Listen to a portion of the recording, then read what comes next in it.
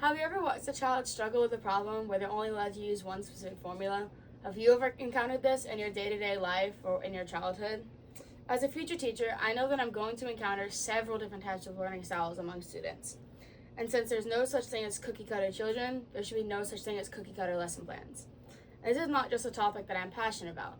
This is a topic that I'm actively still learning about in my college classes and implementing in my job at a daycare. I'm going to talk about three main ideas throughout this speech. First, I'm going to explain what cross-disciplinary or cross-curricular lesson plans are and give you an example of one that I have made. Second, I'm going to talk about correct and incorrect ways to implement these lessons, specifically the pitfalls and benefits of them.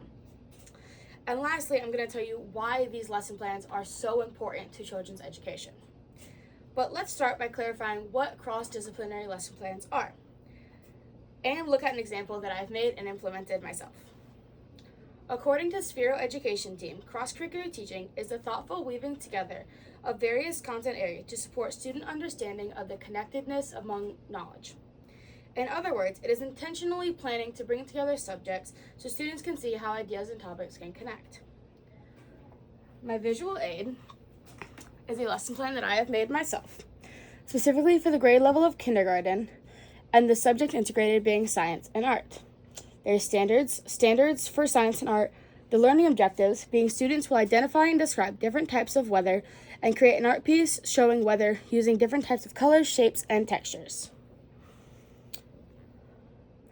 As for the assessment, we are meant to observe if students can name their chosen weather type, look for appropriate colors and textures to match the weather, and for differentiation, for students needing support, provide pre-drawn outlines of skies or weather symbols to paint. For advanced students, encourage adding people, animals, or activities that can happen during those weather phenomenons.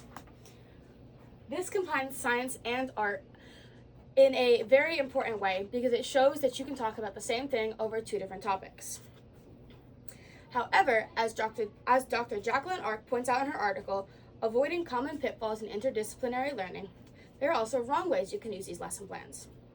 One common pitfall is to force connections even when the subjects don't seem suited together. Another mistake, she explains, is designing activities that are only aesthetically pleasing and do not actually deepen the student's knowledge. As you can learn from ARC's discussion, effective cross-curricular planning requires balance, clear purposes, and an honest evaluation of whether each activity effectively serves its purpose towards the goal. Once we understand how to properly use these cross-curricular plans, we can ask the bigger question, why do they matter so much? According to the Sphero team, one major benefit is student engagement. When students can connect a topic they dislike to one that they like, they're more likely to participate and engage with the lessons that you provide them. Cross-curricular lesson plans build critical thinking and problem solving by helping students draw on more than one kind of knowledge to decide which tools can be used in different types of scenarios. The Kids Discovery ebook agrees and says that these lessons encourage students to work out mysteries instead of just memorizing facts. These lessons also help support different learning styles and ensure that fewer students are left behind academically. There was also a study funded by the Institute of Education Sciences that showed an integrated curriculum can do more than just make your classroom interesting.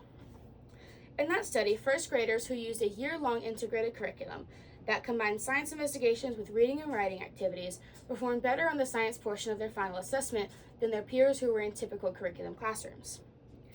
According to Feng and his colleagues, while they were scoring high on their science portions, they were also scoring significantly higher on their reading and writing portions of the assessment as well. This research shows that thoughtfully designed cross-disciplinary lessons can improve content learning and language skills rather than forcing teachers to choose between either of them.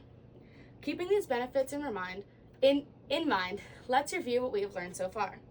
First, cross-disciplinary lessons combine multiple subjects and can be designed in various creative ways. Second, there are a right and wrong way to use these lesson plans. We need to avoid forced connections, pretty projects, and overloaded assignments. Lastly, these lessons are important because they boost engagement and knowledge retention among students.